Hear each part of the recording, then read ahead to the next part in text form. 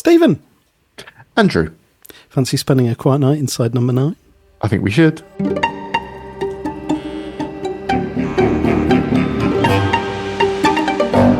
I think we should too. Also, if you listen to us on 1.5 speed normally, that would have sounded really fast. Yeah, that was pretty quick, wasn't it? Unusually rapid. And yes, we are going into the script, season 7, episode 3, 9 Lives Cat, which I'm very excited to talk about today. Are you? I am, yeah, because I had forgotten quite a lot of it, and yeah, I enjoyed it. I thought it was a very, very good episode. It was better than I remembered. Yeah. It's weird that this series I've forgotten a lot about. I guess it's because... Did the series after this come out quite quickly afterwards, relatively? It was like a year, wasn't it? Or I don't know what it is. Around the spring next year, yeah. I don't know, because we were kind of wrapped up in... We were watching those as they go. We then released the episode, but then we've got the other stuff going on with the other... I don't know, but I just... This whole series, I'm finding that it all feels quite new again. Yeah, no, I agree. And I'm definitely anticipating that for 8 and 9 as well. Yeah, I think once we got on, because Series 6 was the first one that came out as we were actually recording the podcast.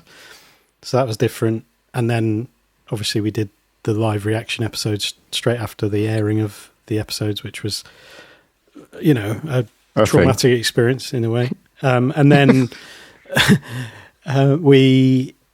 so then it was like year on year we had these to react to as well. So yeah, and on that note, what we do with these dives into the script book, for anyone who hasn't listened before, is go through the scripts, compare what we read to what we see in the final episode, and chat about that.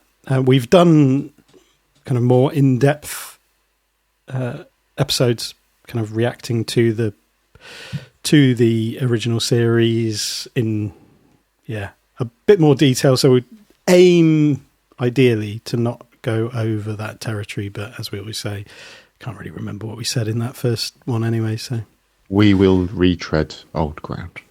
We are bound to, because we're talking about the same episode. So. But yeah, what was your experience going back to this like? Was there much different? I'd forgotten the double twist of not only her being a character that was written about, but so was he. He was as well. Yeah. He was. I'd completely forgotten that. Yeah. I went in knowing that there was like this is about her being a character in a book he's writing, and picking up all these things as you go back again, as you always do, of there's the sign there, there's a sign there, there's a sign there. And then, lo and behold, he too, book within a book, is a character. And how many layers can you go through here? How deep is this onion?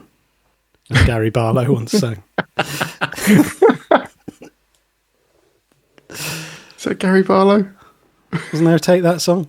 How deep is your onion? I was thinking the Bee Gees. Oh yeah, it was the Bee Gees. The Bee Gees. Yeah. Did Take That do a cover? I feel like it's very likely. Yeah. Is that if they did, is that your definitive version? Is the definitive version is the Take That. It's the first version that I heard, wasn't it? So let me fact check this. How deep is your love? And when you rise in the morning sun, I feel you touch my hand in the pouring rain. What? This is the lyric. Hang on. This is the lyrics. And the moment that you wander far from me, I want to feel you in my arms again. You're just reading the words. What?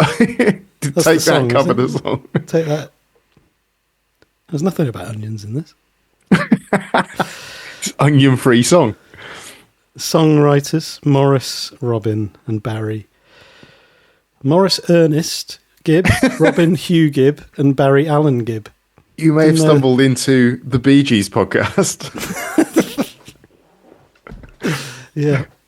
Which is ridiculous, really, because one of the hosts hadn't realised that was a Bee Gees song and not No. that song. Can't say I'm a big Bee Gees. I don't think we're the people to host this. Yeah, well, maybe as you are a big Bee Gees fan. I'm by not. the sounds of it. I'm not. I just know that that's a Bee Gees song. Yeah, I should have known that, shouldn't I? It's just the cultural capital that I bring to this conversation. I was thinking we could do like, you know, how sometimes you get a podcast with someone who loves something and then someone who doesn't know about something, and then it makes for a good conversation. And you thought this was what it was going to be? You could be the Bee Gees connoisseur and I'll be the We've beginner. probably reached the limit of my Bee Gees knowledge. That's a shame. Although we quite recently had a conversation about the Bee Gees. Did we? About them just deciding to go with the high voices at one point. Yeah. God, Because I was listening to early Bee Gees, which I don't think this song was on. Don't think so. I think this gets quite high in places. And it was like traditional folk kind of music. And I was like, this is actually okay. What happened? And then, I think one of whoever it is it Barry? I don't know. Look, I don't know. I have no idea. One of them they said they had a dream that they should start singing high, so they started singing falsetto. I'm not sure. I don't believe that story, but you know, whatever. Anyway, we're not here to talk about the Bee Gees. You could have fooled me. Okay. If people want us to do a Bee Gees podcast, I'm sure we could. The link in was tenuous at best as well. It was you saying, "How deep is your onion?" thinking it was a Take That song, and yet here we are. Oh man, yeah. So, should we go through the script and probably see what's changed? We back on track? Yeah. Let's get back on track because people are probably really annoyed about what's happened here. What's happened to these guys? So there's a bit cut quite early on. I noticed International Upstairs Landing / Child's Bedroom. I'm not sure about that, mate. International Children's Bedroom Night. There's no. Yeah. Yes, there was no. Katrina doesn't go into a child's bedroom early on, does she? No. Which, yes, in the script we see her daughter right at the beginning sleeping in the single bed. A half smile, then Katrina quietly closes the door. Katrina enters the sparse-looking kitchen. A black cat slinks towards her. We don't see the black cat until we do not. A little bit later. And she also says, "What time is it, Kitney? Are we on breakfast, dinner, or tea? Start with breakfast, shall we?" Instead, she just goes straight to the Cocoa Pops and the vodka. It says she empties some Cocoa Pops into the cat's bowl. Oh, yeah. She doesn't really do that, does she? It's sort of just pours the Cocoa Pops in the general direction of where the cat does its thing, and some of them land in her bowl. Vaguely pours Cocoa Pops. Yes. And we meet Ezra, who's inexplicably lurking in the kitchen. I was trying to remember, first viewing of this and how I was seeing moments like this where Ezra just suddenly appears, obviously the sparseness of the kitchen. I can't remember whether that was like... I feel like when I watched it, there was a real sense of something weird's going on here. Yeah. It wasn't like there's a hiding in the realm of normality. It's is he her conscience? Is he? Yeah, all sorts of those kinds of questions. Yes. Yeah. And they have this sort of back and forth talking about the drinking. This is why they took you off the case, the drinking. Yeah. Yeah, that's it. And then he says, they do call you Nine Lives Cat. In the script, it says, that's why they call you Nine Lives Cat. Mm-hmm. And she says, do they?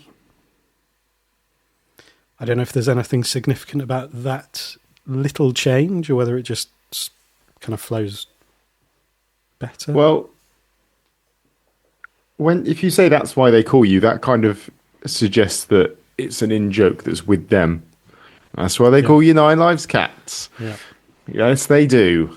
As opposed to, how it is delivered is that it might be information she is now finding out. Yeah. Yeah, the insinuation is she knows that she is called Nine Lives Cat. Yeah. That's why they call you Nine Lives Cat. Yeah. And then it's little, just tiny changes. Katrina, they're dinosaurs, talking about the people that took her off the case. And then, you see these cliches. They're dinosaurs. Very tropey. They couldn't stand being told the truth by a woman, is what comes out in the episode. In the script, it says they couldn't handle being told the truth by a woman. Mm-hmm. Again, small change. Don't know if there's anything. No, and then as that... there's been more than one ex-husbands. Mm-hmm. There's been more than one. He adds in a remember. Yeah. As though he's having to prompt her. Yeah. For some reason. Yeah. And then at the end of that conversation, you just need a brain and heart and guts. And that's what I've got. So you're going to help me or not? And became help me or what? I missed that. Yeah. I guess that's more cop. Cop patter. You're going to help me or what? I've got a brain, a heart, and guts. Is this Wizard of Oz? Yeah. Ooh. Ooh, is there? Yeah. I don't think this is going to be one of those profound episodes that we suddenly stumble upon something. Well, it's animals, cat, lion. Some tigers and bears. Oh my. We'll just sort of put that on the back burner for now. Put a pin in that on the old board on the dining room wall. Yeah, and there's a direction that Katrina stares at the wall display. So this is International Living Room night. Mm-hmm. When they enter the living room, and we see sparsely furnished and decorated, and the photograph of Ashley pinned to a map with red string branching out, so it's all that. This is where he's wearing so he's wearing a t-shirt that says "yeah," and the Y is covered up, leaving EAH. Now this is Ashley's t-shirt. This is Ashley's t-shirt. Now I spent quite some time just looking out for. So I thought, ooh, they've covered. Ezra begins with E. A is for Ashley. What might the H stand for? Must be something. No. Nothing. There was nothing. There was nothing in that at all. A red herring, maybe. But unless you just haven't uncovered. H for haven't. Aha! There we go. There we go. Done. Mystery solved. Sorted.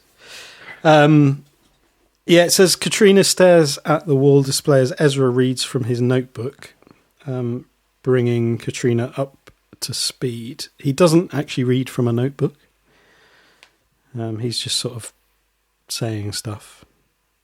Which I guess suspects were... He's not... He doesn't need it. He already knows. It's his story. They had some suspects who were seen on CCTV rather than the scripted picked up on CCTV, which makes more sense. I think if you're talking about suspects being picked up, that makes it sound as though someone's actually arresting them rather than just a bit of ambiguity them. there, isn't there? Yeah. And that scene plays fairly similarly from what I then saw. Yeah. Except there was kind of a... Where was it? Oh yeah, towards the back end of it, it says Ezra said, "I thought you were off the case." That was kind of delivered from out away from him because he goes to leave the room, doesn't he? Yeah. That's kind of not directed. It's just kind of there. Just part of the conversation. And he does, and when Kat says, I don't care whose toes I have to tread on to do it, says Ezra smiles and makes a note in his book. We don't get that at all. No, neither of those things happen. No. Yeah, and I think thinking back to first viewing, this was definitely a moment where it was like, what is going on? Because Ezra knows about the case. You've got the trope of the detective who has been thrown off the case, but is still working on it anyway. And then who is Ezra as this person who has come and given her all the details of the case? So he's getting her up to speed, and then asks the question or says, I thought you were off the case. He's like, what? What's your involvement here? And I do remember that being this is a bit... This is written really poorly. Yeah, this is all over the place. Ham-fisted. Very ham-fisted here. Gammon-fisted. No wafer thin here. No wafer thin. And then International Child's Bedroom Night. No. It says the tune, there's a nightlight illuminator. A nightlight illuminates the room, giving it an eerie glow. The tune it plays is Five Little Ducks, but that doesn't happen at that point. It doesn't, and that's weird, because then that becomes a recurring theme later in the episode, so I almost find it weird that they cut it. Yeah, because it's like sets it up for later on. That's the callback later where she's running around the house and it's playing and it's her mind kind of falling apart a little bit, although... I suppose in some ways, actually, because this is about... Is it about not... Or about writing where the writers don't have a full handle on everything? Or whether the writer... Having a handle on the writer who's writing the thing. So like threads holding together are not really happen. That's not a thing that's happening in a hugely successful way. I thought that with the next bit, actually, when there's the whole bit about the kid's teeth, which is a horrible image. Yeah. And the whole thing is really quite brutal. It's added in when delivered that she held them in the palm of her hand rather than just in her hand. But later on, when those come back, when the box of teeth is put on his desk, and he said it was just for a friend, that none of that makes any sense at all. No, it just makes no sense. Like, if we've been sold this thing that Kat's a character that he's written, hang on a minute, is he now some weird kid abductor who's kept teeth? What? Hang on. Yeah. And this is something that he's then written into his character as what is happening? Really odd. And that's just, I think that's good writing of poor writing. Yeah. If that makes sense. Yeah, no, and I think that is exactly what we see in this episode. It's like really well written, poor writing, where it has an element of, you can imagine this being something that you see on particular things, or you read in some kind of airport novel. But yeah, because it does have those little twists. It's all about and it's almost making a point about the twists that you have contrived in those sorts of books. Oh, the teeth! Yeah, they're back here. It was him all along. What was him? And it's like that. Yeah, that doesn't work. That doesn't work at all. Which is often the case with things where you go back and try and piece together. It's like things where you go back and watch a show again, and there isn't any foreshadowing of something that then comes later. I agree. Yeah. Oh, that just came out of nowhere. Brilliant. Exactly. That was not planned in any way at all. That's not to say that foreshadowing always goes well. No, but there's if it's well written, there's usually some, at least not an indication that the character doesn't believe or doesn't know that they are part of something themselves. Whereas sometimes it looks like they would be surprised by the fact that, I'm the murderer. What? Oh my God. Who'd have thought? Not me. You made me the murderer. Okay. We then head to the bit where we're going to meet Barnabas at this point. Oh, we are, because it's got one of my favourite cut bits in a second. Mm-hmm. So we get her next sudden wide awake wake up. Yep. Barnabas is I like the direction here. Looks round to see a man's body in the bed next to her. Barnabas, alive but sleeping. Yeah. It's almost like they went, we've written body. That sounds a bit dead. Better clear that up. Just to remind ourselves when we get to creating this. You do know you could go back and change that to we see Barnabas sleeping. No, we see a man's body. We're sticking with it. Yeah. I've already written it. I used my quill and ink. Don't want to waste it. She doesn't pick a cigarette up. She doesn't. No, she doesn't. And that is a recurring. She is a smoker in the script, but she's not in the. No. God, lighting a cigarette from that gas hob's a fun move, isn't it? Use a lighter. I did notice there was some pills. Where were the pills? Did she? No, she did have the pills. Yeah, and I thought about our previous conversation about whether pills are real or not. Prop pills. Yeah. Propping pop pills. No, popping prop pills. Popping prop pills. They're props for popping. So yeah, we then Ezra's back, and Barnabas appears in the living room. Is Ezra's? It says Ezra seems older somehow. His hair a shade greyer than before. I didn't notice that. No. Did they think that was going to take? That would be an absolute nightmare with any reshoots or anything like that. Having to go back and one check what shade is greyer. One shade greyer, please. And I do like the use of the word somehow there. He seems older. Somehow. We'll make it so. Someone will do that. We've got people. So we have Kat, I haven't seen you in several months.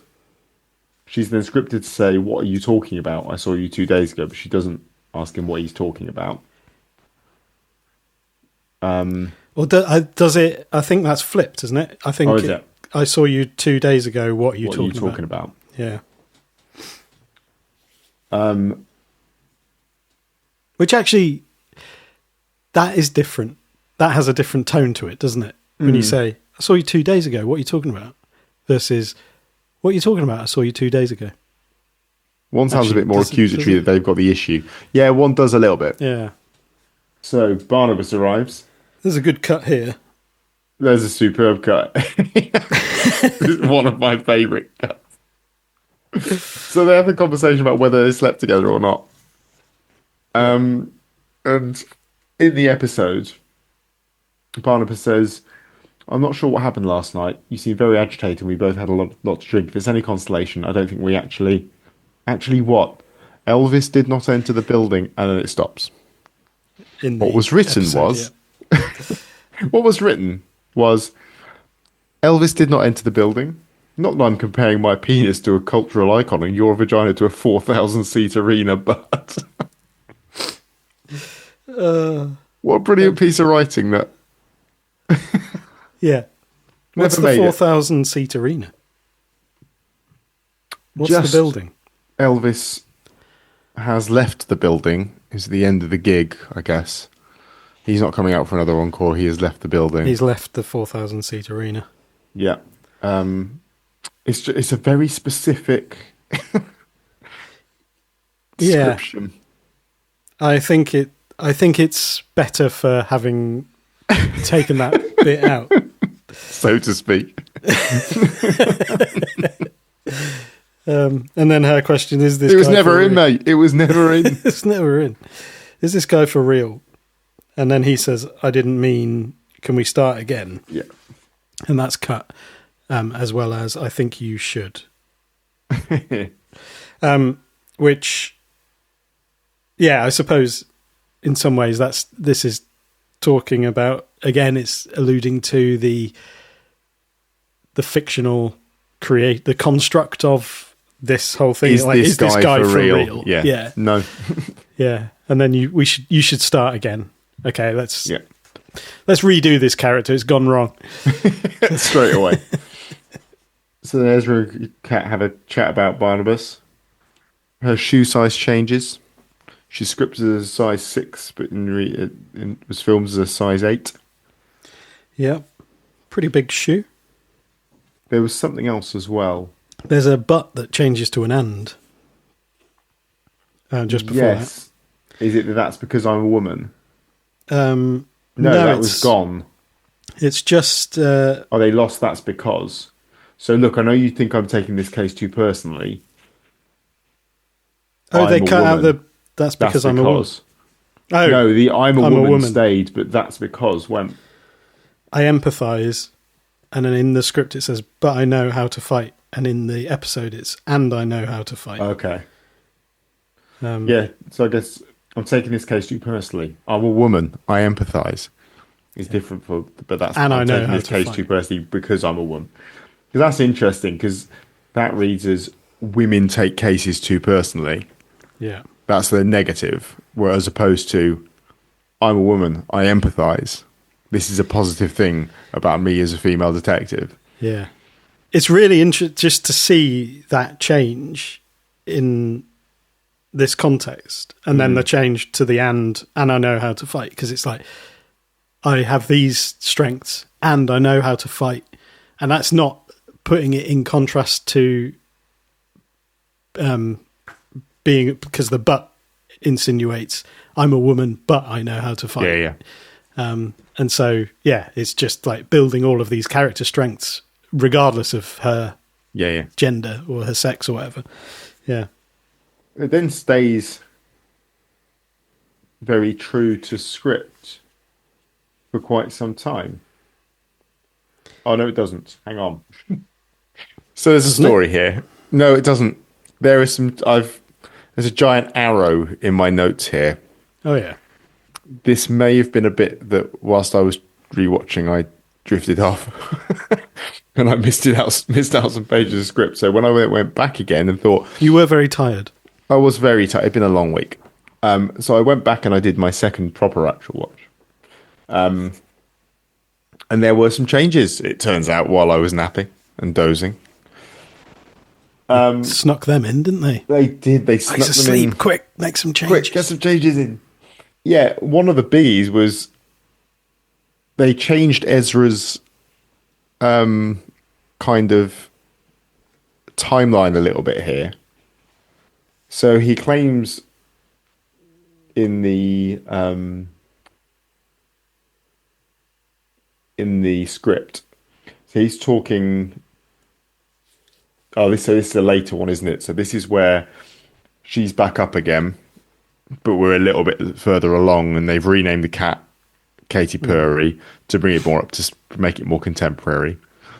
And they're having this conversation where Ezra's talking about how he's a writer, and he says in the script that he's won a golden dagger. But then when they filmed it, they changed it to that he'd just been nominated for one. Because I guess otherwise you haven't got an opportunity for growth for him going down the Barnabas Bull thing, where then that does lead to him actually winning one. Yeah. He's won one already. What's the stress? Yeah. He apparently knows how to win one, so why is he in such a actually rut? this is all him desperate to write something that will win. Yeah, exactly. A gold dagger. It was changed from golden to gold dagger. Oh, just a gold dagger. It's been nominated for a gold dagger.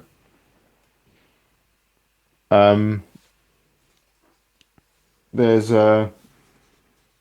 I like the little snuck in reference to Simon Says What's that? while they're talking about. I do some screenwriting now, and the streaming platforms are dying for female-led content. That and dystopian fucking fantasy worlds, anyway. Which is very much a Simon Says callback, I think. I would agree. Um, There was a couple of, again, very, very subtle this is to that, where oh, yeah. Ezra is saying, Katrina surname, I never got that far. Late 40s, 1 or 2 divorces, single mum, booze, pills, clashes with authority. And what I realised when I read it back was it's all a bit cliched. And then Katrina says, I said that. In the script is, I said this. And then Ezra says, I know. And then Katrina says, I said that on bloody page 1. You wouldn't say, I've said this. I've said this. Yeah. It's very rarely. Unless... Oh, you know, I mean, maybe. You'd say it... When you said it like that, I've been saying this all along. Yeah, I've been saying this. I've said this. Since the start. I've said this till I'm blue in the face. Yeah. But it doesn't feel quite right. No, I said that. I said that feels like more of a... Yeah, that's what I said at the beginning. Yeah, that and you is just what I said. ignored me. Yeah. And then he also... I know you did, and I should learn to listen to that critical voice. But at the time, I was watching episodes of Cracker and Prime Suspect rather than reruns of Cracker and Prime Suspect, as it is in the script. Mm-hmm. Yes. I don't know if there's a difference between watching reruns and just simply episodes. Possibly. Whether reruns is, I've seen it before, and episodes insinuates he is only just watching these for the first time, which is why he's such a crap writer. You're only aware of Cracker now. Yeah. And you're just trying to write like it. Yes. Off the bat, having not ever had a second thought about it. Mm-hmm. Or like, yeah. He also says that he'd put her in the bottom drawer for a while, and every now and again he'd pull you out, which makes it sound a lot more easy than when they filmed it and described it as digging her out, which makes it feel like he had to go sorting through some stuff to try and find her again. And a sense of, there's like that, you're buried, are you, every single time you might be dead, in terms of like this project might be dead, so I'll dig you out one more time. Yeah. See what I can do. And then, we're back to her next. Oh no, so Katrina then runs out of the room devastated at hearing that she's a construct. Goes to see her daughter. She sees the face that is no face. And it says in the script that she screams. Yeah, which she doesn't. It's then just back to another wake up. And those wake ups are kind of like screams, because they are like jump scares, aren't they?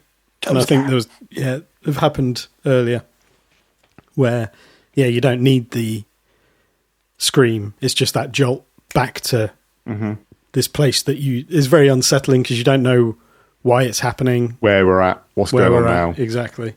And you now know that the timeline is shifting every single time. So it's, okay, it's not just the next morning. It could be anywhere or anything, anytime. Yeah, where we're at is unsettling. Yeah. So she's straight back up into a conversation back to where we were. Okay, let's carry on filling you in about the fact you're not a real thing. I'm going to explain to you now about D.I. Barnabas Bull and where he's come from. They cut the line, you put him in bed with me. Yes. They went. There was a very subtle little thing as part of an exchange that also went. So Barnabas starts listing off things that he's in. Red rag to a bull, the bull's eye, and bull. Katrina cuts in with shit. And then he just so when they filmed it, he just carried on with in a china shop. Yeah. Almost like dismissing the fact that she did cut in, whereas in the script he starts again. I quite like that. But no, I'm not going to rise to it. I'm going to carry on with what I was saying. Yeah, and there's Ezra starts his next line with a maybe that's cut. So he just jumps to, there's a long way to go yet before we have to worry about titles. So he's not even necessarily considering those titles, or not letting on that. And I guess this is that sort of creative process of, I'm not going to, and again, Simon Says is probably resonant here, where I'm not going to give you the satisfaction or the idea that one of your ideas is good enough for me to take. I'm in control here. Yeah. So it's like, no, we're not thinking about titles. And then he takes one of those titles. Yeah. I like here that, so a couple of pages ago in the script, Ezra has, Barnabas has jumped in and described Ezra's character of Katrina as being a bit generic. And she's jumped in with "fuck off, Rain Man." Yeah. And then in this scene, you get Barnabas being scripted just say stop shouting, but actually going full on stop shouting, going full Rain Man. Very, very Rain Man cliche. Because he's also incredibly generic, really, isn't he? He is. He's a trope, of the highest order, really. A trope of the highest order. You, sir. Except he's not really fleshed out in any sense of like being, he doesn't like solve the case or anything like that in any meaningful way.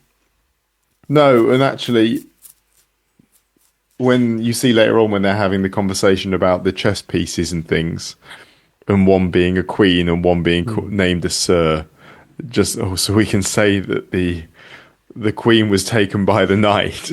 It's just okay, so you've put in the guy that you're going to use the clever thing that he notices things about chessboards, so you can get in a pretty ill-advised, dreadful joke. Yeah.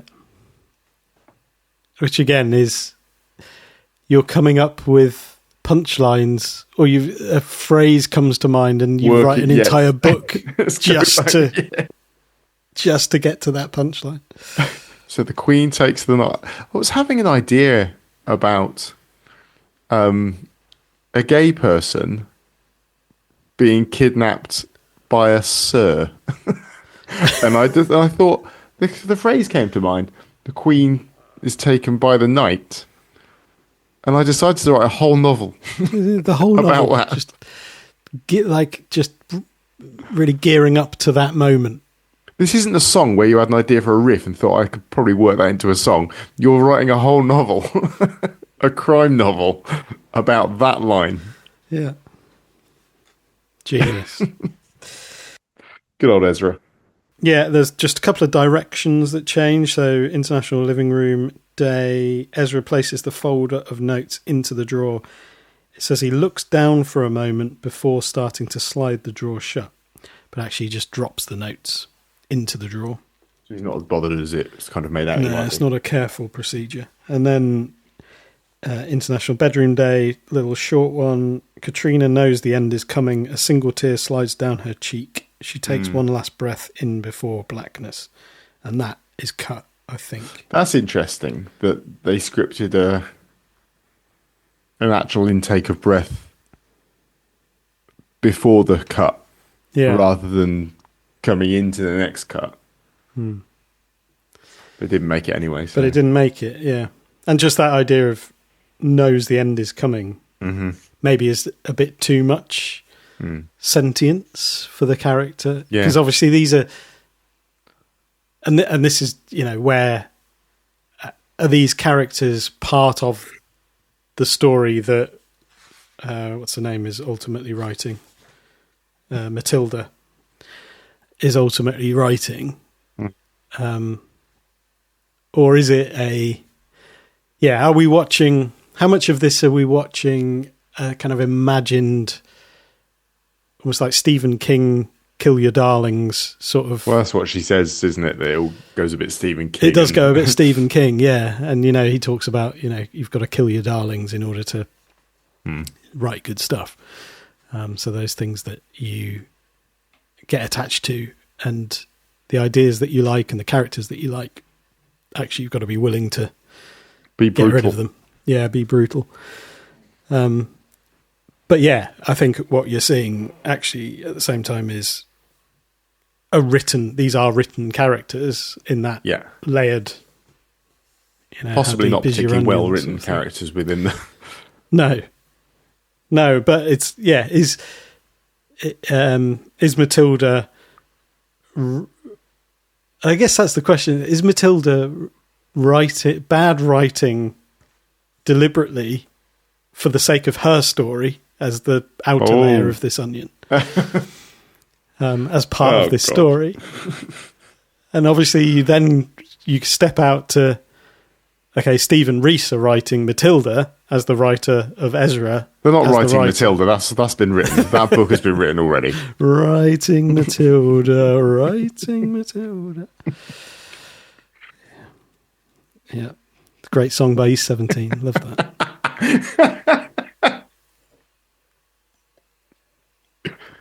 Good boy band choice. We're back there specific. Again. That was good. That was a good one. Back to the boy bands.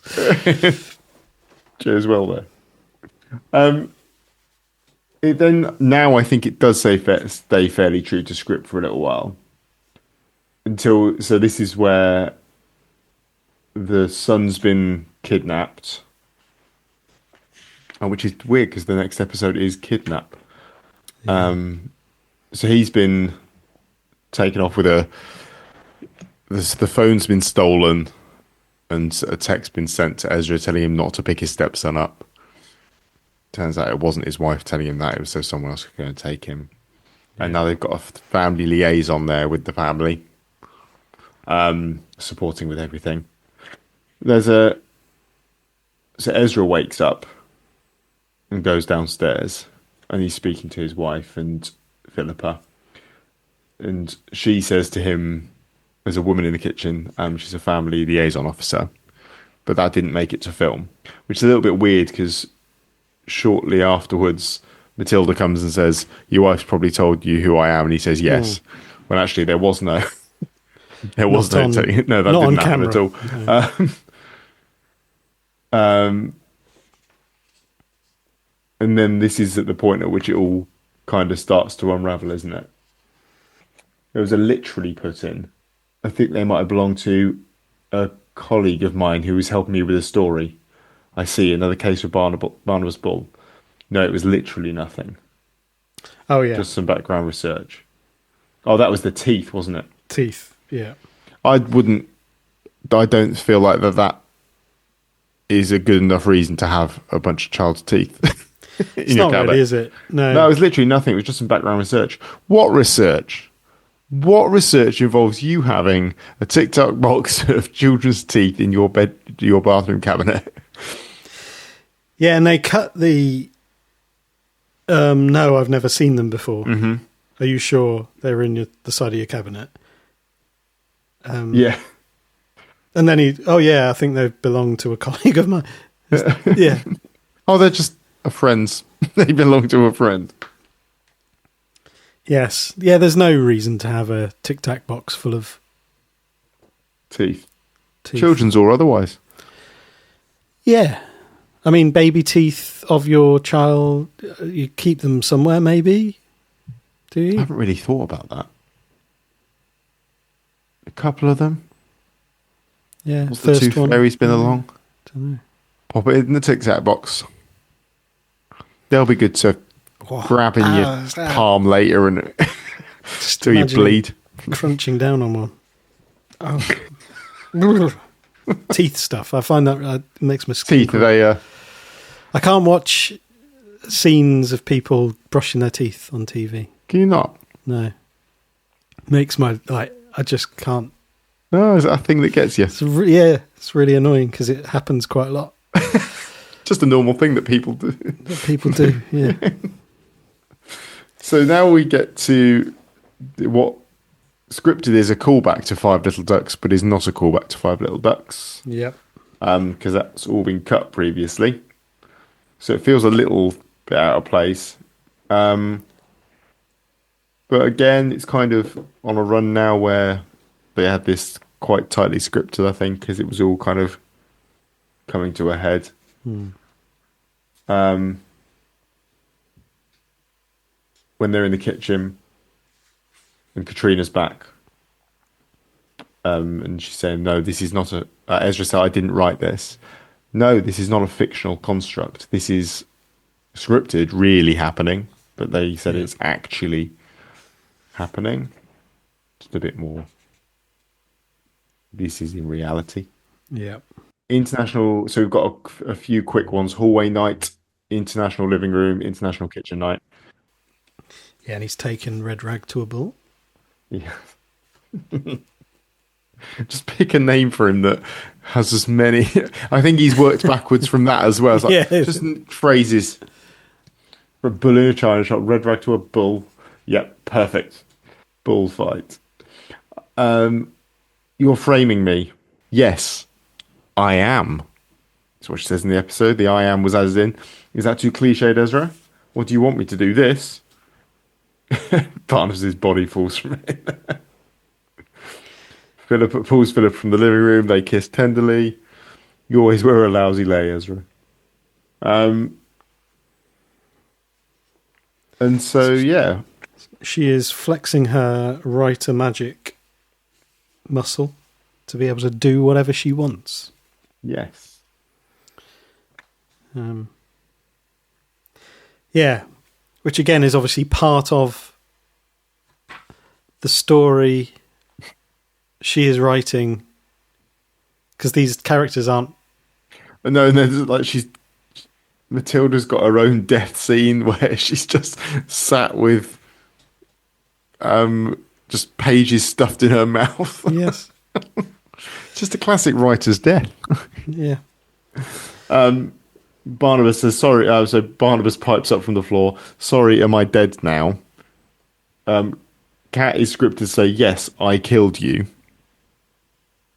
That doesn't happen. Presumably because I was jealous. But that doesn't make sense, Barnabas says. And am I a lesbian now, or is that all in his head? Does that make it into the final episode? Yes, I think so. Yeah. And then Matilda says, quiet, I'm trying to think. And then as far as I can tell, it all finishes as it was written. Yeah. Yeah, it does. The only change I've got is the gold dagger again. Not a golden dagger. It's good. It's fun. Yeah. It is fun. Yeah. Especially as you hit the real farcical stuff at the end. Absolutely. Yeah. And it does leave you thinking about the layers of this Russian doll onion thing that, yeah. Who's doing the writing and where does that happen? I think it's interesting though that if you look at some of it, there's certain things that are, when they go into that scene where she's been told and she goes to the kitchen and there's only one, all that's in the kitchen is a pack of Cocoa Pops, a single spoon, a single bowl, and that vodka in the fridge. And that's saying like nothing's being fleshed out in the writing of this kind of thing, but actually anything more than those things would be like superfluous writing and would be too much. Like you don't need to detail all the other things that are in the fridge. She's taking some vodka from the fridge. It doesn't need a whole bunch of stuff around it. That's really, because we're seeing something that is a written book rather than seeing a screenplay or something that's been written for a visual. The purpose of filming it, Yeah, that's a really good point, actually. Yeah, like you don't... That's not a problem. I don't need more detail. Yeah, within a novel, right?